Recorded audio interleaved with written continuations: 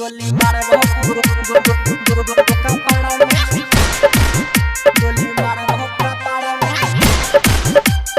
Music director Dhanu राज।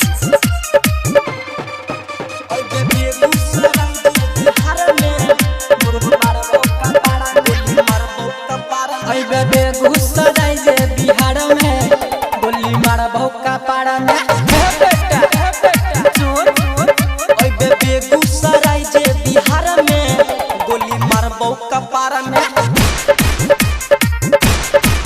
हमारे छोड़बौ ना चलतौ ने बेटा यहाँ तो हो रंगदारी बाते बाते पर कपार देबो भारी हर समर जो छपा जइतौ रे कोनो अखबार में गोली मार भौका पारा में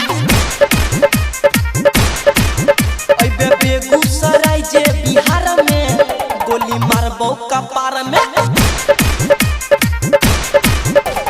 mix by Ajit Akela. Mix by Ajit. Music director Dhanu राज।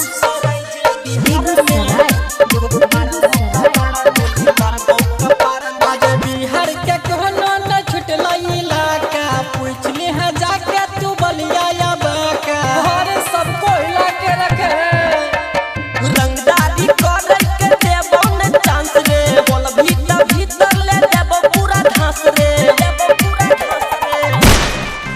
बेटा समझ जो तू हुए कबार में गोली मार भौका पारा में बेगूसराय जे बिहार में गोली मार भौका पारा में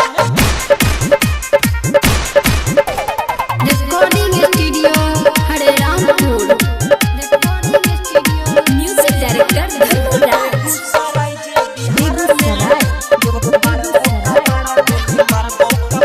अरे कहै छौ मिथिला सुने कान खोल के यहाँ जे आबै छै उ जाय छै सॉरी बोल के अरे बाप तो बाप होता है बेटा अजीत तक कमले सभी अरबी केसरे मर मर के तो हर बदल दे तो फेसरे अरे ये तो रंगदार है कृष्णा रेड्डी से सब दौड़ सन सारे